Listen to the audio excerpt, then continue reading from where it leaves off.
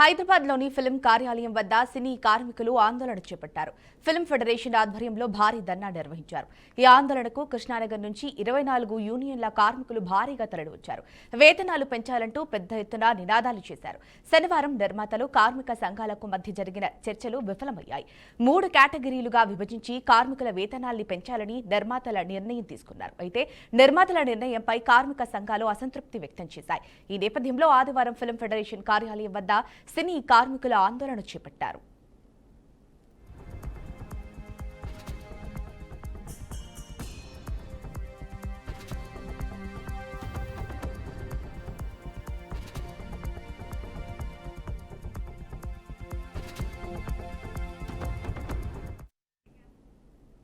ఇక ఇదే అంశంపై మరింత సమాచారాన్ని మా సినిమా ప్రతినిధి ఉమా అందిస్తారు.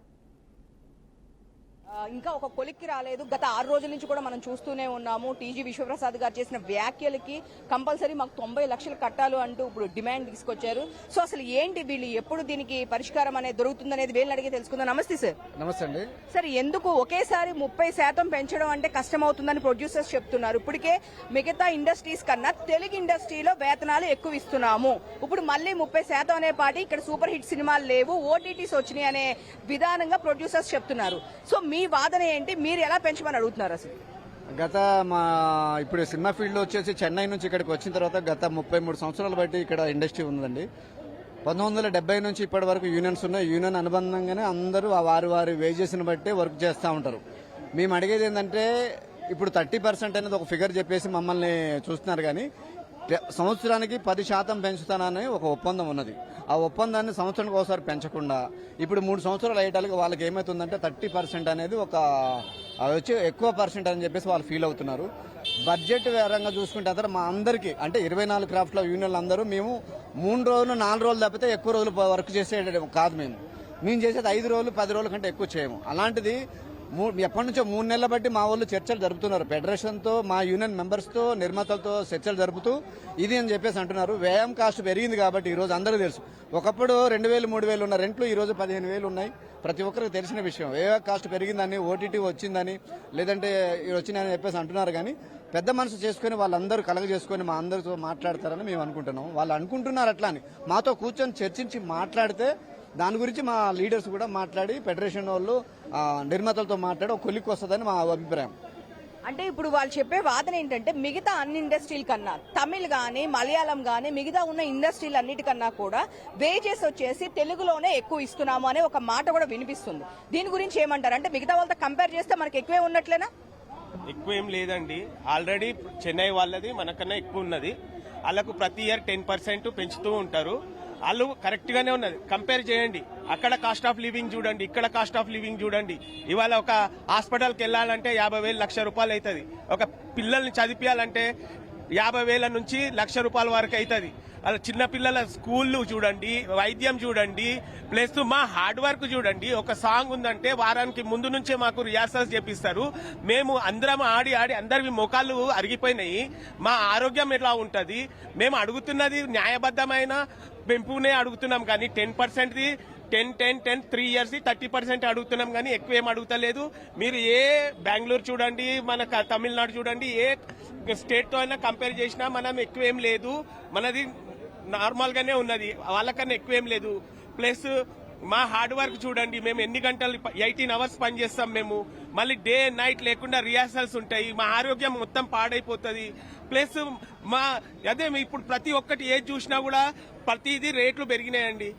అది మేము చెప్పాలనుకుంటున్నాము. మా కార్మికుల అందరి ఎన్ని బాధలు పడి మేము ఈ వర్క్ చేస్తున్నాము ఆలోచించి పెంచమని అడుగుతున్నామండి. సో చూస్తాం. ఇంకొక విషయం ఏంటి అంటే కనుక కార్డ్స్ ఇప్పుడు బయటకు వచ్చిన విషయం ఏంటంటే 5 లక్షలు 4 లక్షలు పెట్టి కార్డ్స్ తీసుకోవడం వలన వేరే వాళ్ళని తీసుకురావడానికి కుదరడం లేదు. సో ఆ సిస్టమ్ ని తీసేస్తే బాగుంటుంది కదా అని ఒక వాదన కూడా వినిపిస్తుంది. సో అంటే ఇప్పుడు వాళ్ళు ఎవరితో అయినా వర్క్ చేయించుకోవచ్చు. ఇప్పుడు ఆ కార్డు వలన మీకేమైనా మెడికల్ సపోర్ట్ వస్తుందా? అంటే చాలా మంది ఇంతకు ముందు మేము మాట్లాడిన సిచ్యువేషన్ లో ఒక డాన్స్ యూనియన్ వాళ్ళు కానీ ఇంకొకళ్ళు కానీ 5 లక్షలైనా 4 లక్షలైనా కార్డుకి మేము డబ్బులు కడుతున్నాము.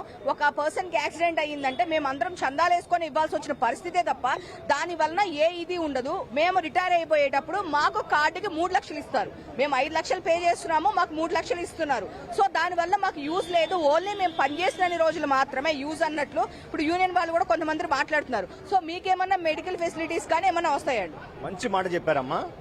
మీ బీఆర్కే ఛానల్కి నమస్కారం సార్. మంచి విషయం చెప్పారు. ఇది చాలా మంది అవాస్తవం మాట్లాడుతున్నారు. నేను 190 రూపాయలు నా కార్డు తీసుకున్నప్పుడు ఇప్పుడు నేను వెళ్తానంటే నాకు మా యూనియన్లో డాన్సర్స్ యూనియన్లో సగర్వంగా శాల్వా గప్పి బొకే ఇచ్చి సన్మానం చేసి 4 లక్షలు ఇచ్చి నన్ను సగర్వంగా నా ఫ్యామిలీతో ఒక ఫోటో తీసుకొని పంపిస్తారు. ఇది మా అసోసియేషన్ వ్యవస్థ. ఈ రోజుతో పుట్టింది కాదమ్మా, 33 సంవత్సరాల నుంచి చేస్తున్న వ్యవస్థ ఇది కార్డుకి 5 లక్షలు 10 లక్షలు అనేది అవాస్తవము. దీన్ని తీవ్రంగా ఖండిస్తున్నాను. అకాలంగా మాట్లాడే వాళ్ళకి వాళ్ళ విఘ్నతకే వదిలేస్తున్నామండి. ఇది చాలా తప్పు ప్రచారము. నేను 190 రూపాయలు అండి నేను కార్డు తీసుకొని ఇప్పుడు వెళ్తానంటే 4 లక్షలు ఎవరు ఇస్తారండి? నా యూనియన్ ఇస్తుంది, నాకు వెల్ఫేర్ ఇస్తుంది. ఏదైనా ప్రాబ్లం, హాస్పిటల్ ప్రాబ్లం అంటే, నా ఫ్యామిలీ ప్రాబ్లం అంటే నాకు 30,000 50,000 ఎంత డబ్బులు కావాలో అంత డబ్బులు మాకు ఇస్తుంది. మళ్ళీ మేము రిటర్న్ చేస్తాం. మా యూనియన్ మా కన్న తల్లి లాంటిది. మమ్మల్ని చాలా బాగా కాపాడుతుంది. డాన్సర్స్ యూనియన్, ఫైటర్స్ యూనియన్ అంటే సూపర్ అండి. మన ఇండియాలో పాన్ ఇండియా సినిమాలు చేస్తున్నారు. ఇప్పుడు మాకిచ్చే తెలుగు పేమెంట్లు చాలా తక్కువ అండి. ఇంతకుముందు డబుల్ లాంగ్వేజ్ చేస్తే 2 పేమెంట్లు వచ్చేది, ట్రిపుల్ లాంగ్వేజ్ 3 పేమెంట్లు వచ్చేది. ఇప్పుడు అట్లా కాదు, ఒకే పేమెంట్ ఇస్తున్నారు. ఎన్ని లాంగ్వేజ్ చేసినా ఒకే పేమెంట్. వాళ్ళు 500 1000 కోట్లు సంపాదించుకుంటారు, కానీ మాకు ఒకే పేమెంట్ ఇస్తున్నాం. అదే కష్టపడుతున్నాం. ఇంతకుముందు కష్టపడితే రెట్టింపు ఉండేది, ఇప్పుడు అలా లేదు మేడం. ఒకటే కష్టము, మేము పోయేది నష్టము. 30% అడుగుతున్నాం మేడం. మీ ప్రొడ్యూసర్సే రాసుకున్నారు, మేము ఎవ్రీ ఇయర్ 10% పెంచాలని. మీరు రెంట్కుంటే 10% పెంచుతారా లేదా? మేము రెంట్కుంటే పెంచుతారా? 10% మామూలే, కాకపోతే 30% అనేసరికి అబ్బో ఇంత పేమెంట్ అవుతుందా అని చాలా బాధపడుతున్నారు. సార్ విశ్వప్రసాద్ గారు, దయచేసి మీకు దండం పెడతాను సార్. మీరు అకారణంగా సాఫ్ట్వేర్ వాళ్ళకి కన్నా ఎక్కువ డబ్బులు ఇస్తున్నానని చెప్పారు. మీకు సాఫ్ట్వేర్ ఆఫీస్ ఉన్నాయి సార్, కాబట్టి మీరు చెప్పారు. చాలా తప్పు సార్, అది చాలా బాధాకరం. దానికి మీరు అన్నదానికి మీ విఘ్నతకే వదిలేస్తున్నాను సార్. దయచేసి మీరు అలా చెప్పడం మానుకోండి. మీకు దయచేసి దండం పెడతాను. చూశారు కదండి, వారి వాదన కూడా వాళ్ళు వినిపిస్తూ ఉన్నారు. సో ఫైనల్ గా వాళ్ళ డిమాండ్స్ ఏంటనేది అడుగుతాం. 30% హైక్ అనేది ఒకసారి అడుగుతున్నది కాదు, ఎవ్రీ ఇయర్ అనేది 10% అనేది చాలా కామన్ థింగ్. బట్ కాకపోతే వీళ్ళు ఆ టైంలో పెంచలేదు కాబట్టి ఇప్పుడు 30% అయింది, వాళ్ళకి ఎక్కువగా కనిపిస్తుంది. సో మిగతా సాఫ్ట్వేర్ వాళ్ళకి ఇచ్చినంత శాలరీ ఇవ్వట్లేదు అంటున్నారు. సో ఫైనల్ గా మీ డిమాండ్ 30% పెంచిందే, మళ్ళీ వర్కింగ్ కి రారా అండి? ఫైనల్ గా ఏం చెప్తారు? కంపల్సరీగా 30% పెంచాలి మేడం. 30% కూడా యాక్చువల్ గా చూసుకుంటే తక్కువే అండి. మాకు 6 o'clock కాల్ షీట్ అంటే మేము ఇక్కడ 4 ఫిలిం సిటీ వెళ్ళాలంటే 4 గంటలకు బయలుదేరతాం.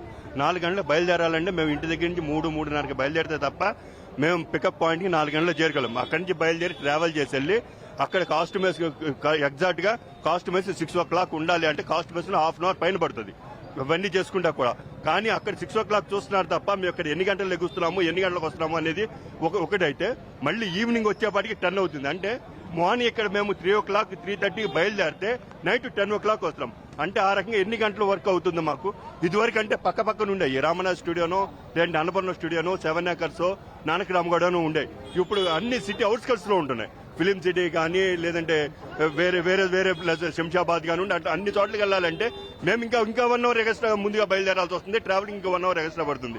ఈ రకంగా చూసుకున్నా కానీ మాకు ఇంకా ఎక్కువ బర్న్ అవుతుంది తప్ప మాకేం ఇది కాదండి, లాభం కాదండి. అలాగే ఇంకొకటి 10% 30% ఒకటేసారి పెంచడం అనేది అవాస్తవం. యాక్చువల్ గా మేము మా పనిని నిర్మాతలకి 3 సంవత్సరాలు అంటే మాకు 2020లో అయినప్పుడు 2021లో అగ్రిమెంట్ అయింది అనుకోండి. ఎగ్జాంపుల్ 21వ సంవత్సరంలో పెంచాలి, కానీ 21 కాకుండా 24కి పెంచాలి. 24 కూడా పెంచకుండా 25లో అడిగినప్పుడు కూడా మీరు ఆ 3 సంవత్సరాలు వదిలేసి ఇప్పుడే ఒకటేసారి 30% అడగడం అంటున్నాం అనేది తప్పు.